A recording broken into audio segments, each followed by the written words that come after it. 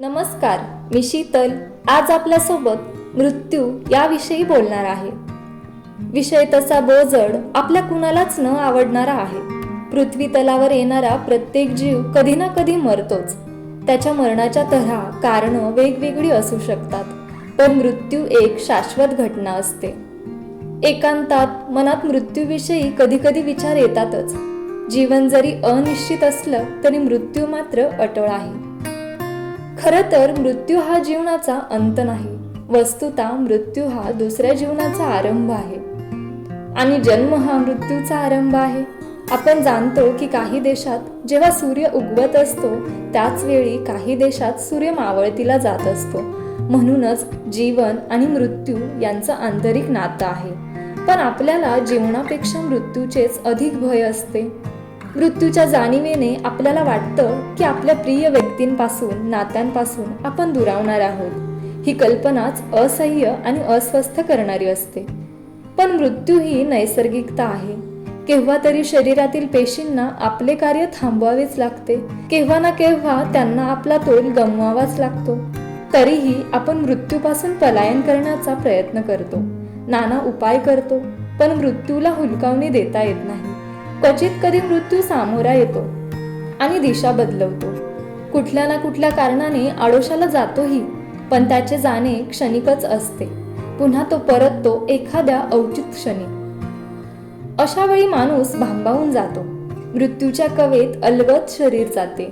नंतरचे दिशा आणि मार्ग वेगळाले होतात. जी माणसं दीर्घायू असतात आणि बाकींच्या तुलनेत अधिक समाधानी असतात, त्यांना मृत्यूचे स्वागत करायला भय वाटत नाही. मृत्यू क्षण आला की ते शांतपणे मृत्यूचा स्वीकार करतात. जीवनाच्या पडद्याआड जाण्यात त्यांना दुःख नसतं. जाताना आपण कुणाला त्रास दिला नाही, कुणाचा रागराग केला नाही. आपल्या सुखात आणि दुःखात आपण राहिलो. आपण कुणाला भार झालो नाही. आपण कुणाचे ऋण वागवले नाही, कुणाचा अपमान केला नाही, सभ्यतेचे कधी उल्लंघन केले नाही.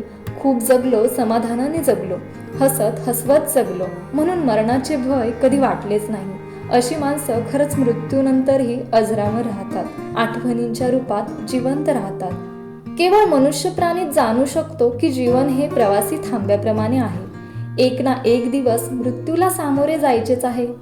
या साध्या कल्पनेनेही कितीतरी माणसं चिंताक्रांत होतात. पण आपण कितीही चिंताक्रांत झालो तरी मृत्यू थोडाच ओशाळणार आहे. मृत्यूचा काय विचार करत बसायचे? आपण आपलं जगून घ्यायचं. जगातील प्रत्येक गोष्ट विनाशी आहे. मृत्यूशिवाय जन्माला अर्थ नाही.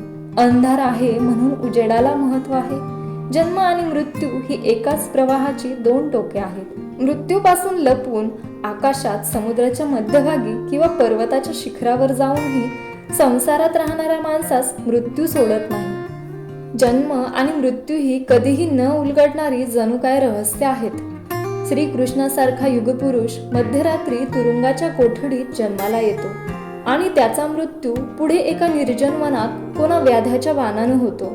ही चमत्कार कथा बुद्धीला थक्क करणारी नाही का?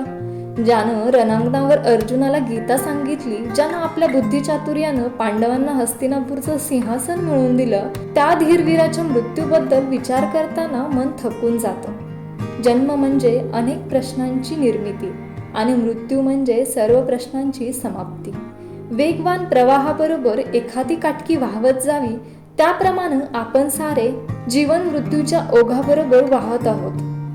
कित्येक लोक आजाराने ग्रस्त मृत्यूशयेवर पडून मृत्यूची वाट पाहत असतात, पण मृत्यू मात्र त्यांच्यावर कृपादृष्टी टाकत नाही.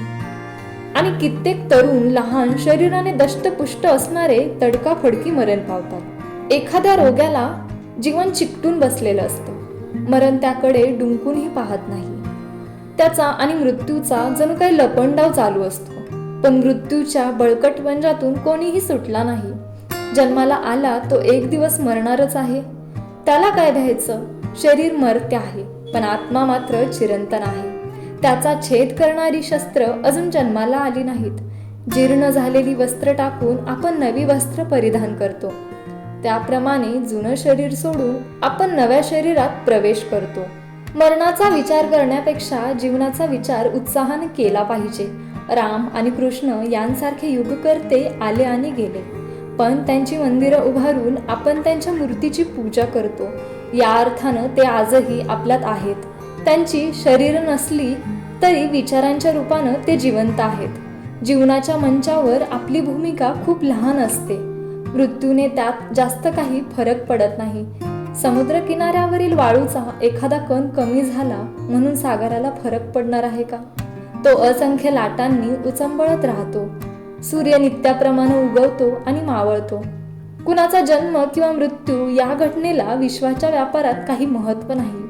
माणसाच्याही आठवणी काही दिवस उरतात, पुढे त्याही विस्मरणाच्या धुक्यात बुडून जातात.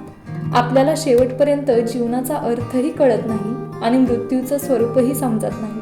मृत्यू येईल त्याच्या वाटेने, आपण आपली रोजची वाट आनंदाने चालायची.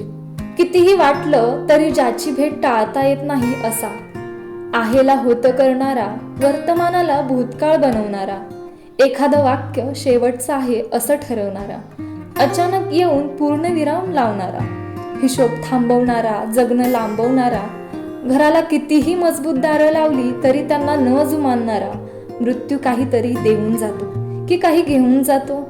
वर्षानुवर्ष अडगळीत असंच पडून राहिलेल्या खटल्यांचा क्षणात निकाल लावणारा. धन्यवाद.